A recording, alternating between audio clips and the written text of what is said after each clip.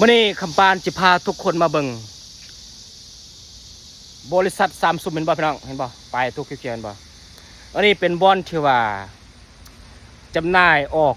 โทรศัพท์ซัมซุงพี่น้องจะเป็น A บ่จะเป็น H บ่พี่น้องอันนี้มันมืดละตึกตัวนี้พี่น้องเห็นบ่มันมืดแหละบอนที่ว่าส่งออกโทรศัพท์ซัมซุงทั่วโลกพี่น้องผลิตอยู่แขวงเทกกูพี่น้องเด้ออยากกับปานใช้ทุกคนเบิ่งตามขั้นตอนอันนี้มันมืดแหละพี่น้องมันมืดเลยเห็นบ่ตึกทางนี้มันมืดอันนี้เห็นบ่โลโก้บริษัทซัมซุงพี่น้องมาเบิ่งทางหน้าพี่น้องเด้อบอกเลยว่าป้าคันสัญญาณครบนี่เนี่ยคอยบอกเลยว่า มุดมือพี่น้องความความกว้างพี่น้องขี่รถไปนี่ได้อยู่ตึกนี่โอ้พี่น้องความลายตึกโทรศัพท์ซัมซุงนี่นะมาเบิ่งนำกันพี่น้องเนาะทางนี้ก็แม่นพี่น้องแม่นหมดเห็นบ่ปลายเห็นบ่คือเขียวเห็นบ่กำปั้น4 มือเห็นบ่นี่เห็นบ่ตัวนั้นแหละตัวนั้นแหละโลโก้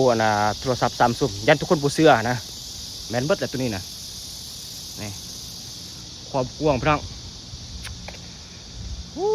บ่จักสิว่าพี่น้องเอ้ยนี่เห็นบ่ปลายพี่น้องทางเห็นบ่เห็นบ่เห็นบ่นี่ตัวตัวเขียวๆเห็นบ่โลโก้โทรศัพท์ซัมซุงเด้อ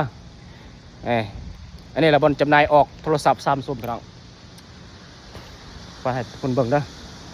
แล้วมาเบิ่งอีกทางหน้าตึมโอ้รถมันหลายพี่น้อง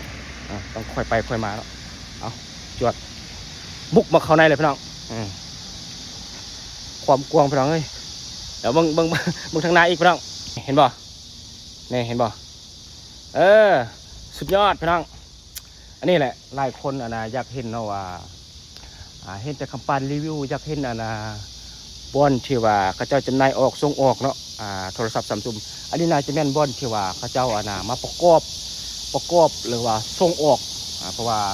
มันจะมีรถบรรทุกส่งเครื่องเนาะบอนผลิตนี่น่าจะอยู่ฝั่งนั้นแต่ว่าคำปานไปบ่ทั่วเนาะให้ทุกคนได้เบิ่งซ้ำนี่ได้พี่น้องเด้อนี่ก็แม่นหมดแหละตึก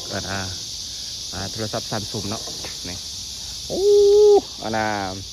พนักงานนี่บอกเลยพี่น้องรถจนบ่มีมันจอดนี่อันนี้โซนน้อยเด้มาจอดอยู่เทิงนี่สบายเป็นห้องใต้ดินหมดเลยพี่น้องเอากระเป๋าเอาสิ่งฝากด้วยอย่าลืมกดติดตามเนาะใครที่ว่าบ่เคยเห็นเนาะอยากเห็นก็สามารถเข้ามาเบิ่งได้พี่น้องมื้อนี้คำปั้นตั้งใจมาบุกให้ทุกคนได้เบิ่งศูนย์บริษัทก็จะว่าศูนย์บริษัทโทรศัพท์ซัมซุงที่ส่งออกจะเป็น A เป็น S บ่เนาะ